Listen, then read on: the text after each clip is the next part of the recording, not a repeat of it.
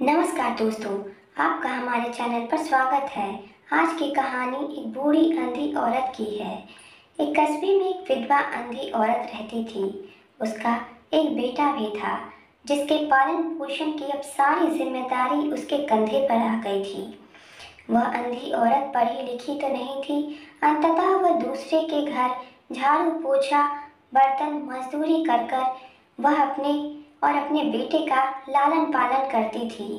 वह अपने बेटे को पढ़ा लिखा कर बहुत बड़ा आदमी बनाना चाहती थी, इसलिए उसने उसका दाखिला कस्बे के सबसे अच्छे स्कूल में कराया।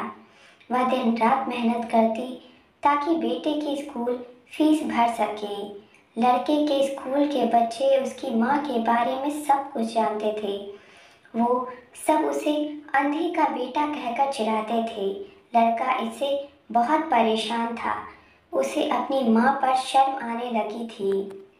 अब लड़का अपनी माँ के साथ कहीं भी आने जाने से कतराने लगा था।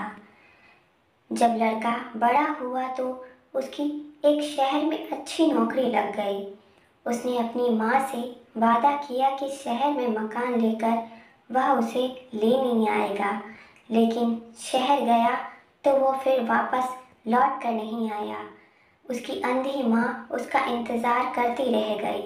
कई महीने बीत गए, लड़की की कोई खबर नहीं आई। अंधी माँ एक दिन उससे नहीं रहा गया और वह बेटे से मिलने शहर पहुँच गई। पूछते पूछते वह बेटे के ऑफिस तक भी पहुँच गई। वहाँ सोसाइटी गार्ड ने उसे रोक दिया। अंधी औरत ने गार्ड को अपने बेटे का नाम बताया और बोली कि उसे जाकर कह दो कि गांव से कोई उसे मिलने आया है। गार्ड ने जाकर बेटे को बताया। बेटे ने ऑफिस की खिड़की से देखा तो उसे माँ के गेट के बाहर खड़े होना नजर आया। वह ऑफिस में सबके सामने अपनी माँ की वजह से शर्मिंदा होना नहीं चाहता था, इसलिए उसने कहलवा दिया कि वह ऑफिस में नहीं है। उस अंधी औरत को भी गार्ड की बातों से पता चल गया था कि उसका बेटा उससे मिलना नहीं चाहता। अंधी औरत वहाँ से चली गई। शाम को वह लड़का ऑफिस से घर जाने के लिए निकला।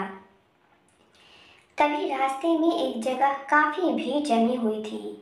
वह अपनी गाड़ी रोककर भीड़ के पास जा पहुंचा और बीच सड़क में अपनी माँ को मरा पाया। उसके हाथ में एक चिट्ठी थी जो वह गार्ड से लिखवाई थी, मगर उसे दी नहीं, जिसमें लिखा था, बेटा बड़े दिन हो गए थे, तेरी बहुत याद आ रही थी, कोई खबर नहीं मिल रही थी, चिंता हो रही थी, इसलिए तुझसे मिलने चली आई। तू तो अब बड़ा आदमी बन गया है, तुझसे मिलना अब शायद मुझ गरीब की किस्मत में नहीं है, लेकिन मैं खुश हूँ तेरे लिए। तूने अपना ही नहीं मेरा भी सपना पूरा किया है। मलाल है कि तेरी तरक्की मैं देख नहीं सकती।